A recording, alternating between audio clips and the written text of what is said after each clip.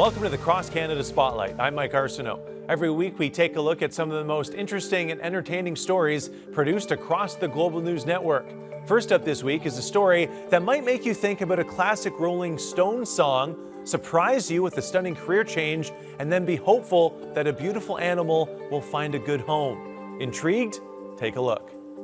Here's our newest member to our family. This is Annie. She wasn't in great shape when she first arrived at Graham Bull's property. Incredibly scruffy, quite dirty, and she was full of lice and ticks. In need of a little trim and a lot of training. So I'm going to keep her here for at least a year, so that I can make sure I can put all the little bits and pieces in the framework that I believe a horse needs. Getting these wildies ready for adoption requires a lot of patience, sometimes just sitting. And now we wait. The touch of a blanket to start building trust. This is a talent Bull has been building for the past 10 years when he first started training, now opening his stables to feral horses saved from some harsh conditions. They've got their own food to find, they've got water to find, they've got to avoid predators. There's videos of grizzlies chasing these things down. A bad riding experience left Bull terrified of horses as a kid. At age 36, he decided to face his fears, finally getting back in the saddle. To the right, please. That's when life took a turn. I just thought, that's kind of neat. You know, maybe I could work with horses a little bit.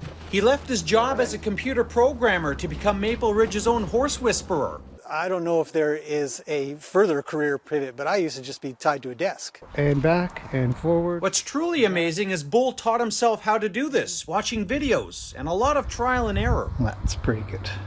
This is Mr. Wild and Annie.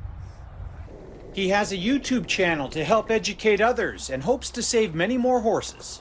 When they get rounded up, they've got two options. They either get adopted or they get sent to slaughter. Try the other side again. Nobody wanted Annie, but Graham took her in. And I was the last person to kind of say, well, I'll come get her. Now making sure this young filly ends up living on somebody's farm. Annie will absolutely find a permanent home. Is this the first time ever she's had anything on her? You did it. Good job. Jay Durant, Global News. Computer programmer to horse whisperer is not a career switch anyone would expect. But Graham certainly seems like he loves his new job, and the fact he's self-trained is amazing. I had a similar experience with horses when I was a kid, and recently got over my fear filming a story on equine therapy. Next up, there's an old adage that you learn more from failure than you do success. Apparently, there's an entire museum that just recently opened in Calgary dedicated to the former. Call it the best of the worst. The products that tried to innovate but fell flat. New Coke, anyone? Innovation creates what the future will be. And as part of that creation process, naturally, there will be times where there's going to be failure. Fascinated with flops, Swedish curator Samuel West decided to begin this collection, and the Museum of Failure was born. The traveling exhibit has now been all over the world, with its first Canadian stop here in Calgary. Remember these? Lawn darts, so dangerous they were eventually banned. Or this doll from 1965. Baby No Name was meant to teach kids compassion, but terrified them instead. A lot of these innovations push technology to its limits before actually being properly tested and properly marketed. Some failures cost money, and some became giant messes. Olestra was a widely marketed fat substitute that caused a lot of, I would call it gastrointestinal issues. Before stand-up or treadmill desks became popular, consumers could purchase this chair to work their core. For some reason, though, it never caught on. But as Henry Ford said, the only real mistake is the one from which we learn nothing. And companies like Apple have clearly overcome missteps along the way. Oh, for sure. I mean, products that fail, usually you can get better products out of it. It's a learning experience. So I'm a teacher. So I think, it's something that I encourage my students and my kids to do all the time. And in this building full of blunders, big and small, that's kind of the point. The road to success is paved in failure. One Colgate lasagna or Goopy Orbits soda at a time. Heather Yurex West, Global News, Calgary. I kind of want to visit that museum now. The lawn darts really blew my mind. I'm going to assume that no one on the product team was a parent. How do you take one look at those and not think, oh, kids are definitely going to end up throwing those things at each other? But maybe not Canadian kids, because we're such a polite nation, right? Well, one travel blogger recently brought a reputation for kindness into the TikTok spotlight. Welcome aboard. Doors open, passes are swiped, stops are announced and requested. But on a Victoria, BC transit bus, these sounds are constantly punctuated. Thank you. By passengers. Thank you. Thank you. Usually when I get on and when I get off. It's just the right thing to do, I think. Just two little words. Thank you. That seem to go a long way. That gratitude that people are showing to drivers, it really does mean a lot. It's just the best. It really makes you feel good. But it turns out drivers aren't the only ones who appreciate the gesture.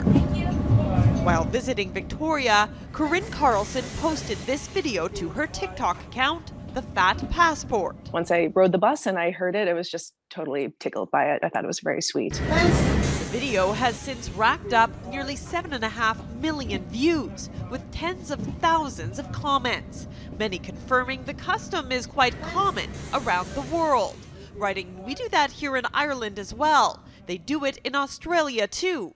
Everyone does this in the UK. It would be rude not to." That piece of connection, I think, is really nice when it's unexpected. Also unexpected, this newfound fame. Every single person. That's awesome. I think Victorians really are grateful people and polite for the most part. And so it's just nice that's being showcased. And so far, no one seems to be putting on the brakes.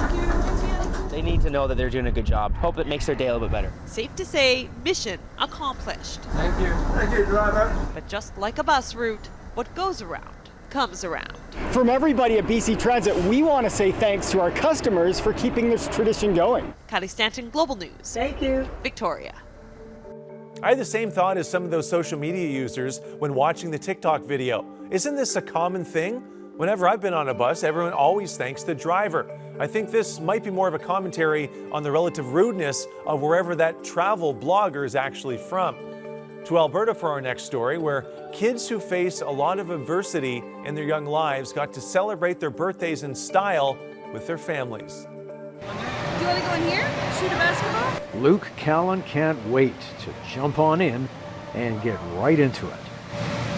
Such a nice change from what this 5-year-old and his mom, Erin, have been going through over the past couple of years. He was just 2.5 when he was diagnosed with leukemia. Half his life has been just cancer.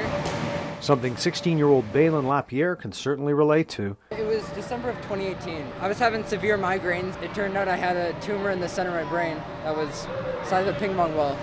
Both of them among the 30 families enjoying this special day at the Big Fun Inflatable Park, invited here as part of their involvement with the Kids Cancer Care organization. This is a special opportunity for families and parents to sit together, talk to each other, find out different advice for other parents that are going through the same situation, that have a kid diagnosed with cancer. All happening thanks to a donation from a family-run charity that provides birthday parties for struggling families, now also supporting these young cancer patients. We'll actually be sponsoring rehabilitation equipment, so we'll be providing swings, some ladders, things like that to really help these kids get back on their feet after chemotherapy, radiation. Families also benefit from regular sports sessions put on by Kids Cancer Care. They've been helping him out to rehabilitate them back into physical activities after they do their chemo and all that kind of their surgeries and whatnot. So at these events, they're amazing. Yeah, I'm in full remission. I'm good. Yeah! He's doing well. We're hoping to be done treatment by the end of this year. He's a trooper. Gil Tucker, Global News. Well, that was obviously an amazing experience for all of the kids. I'm sure the parents relish the opportunity to talk to other parents who've dealt with similar challenges. They can lean on each other for emotional support and advice. Last up this week is a very intriguing episode of Off the Beaten Path, a series that looks at special areas across Canada. This one combines secret tunnels, Prohibition, Al Capone, and the Cold War.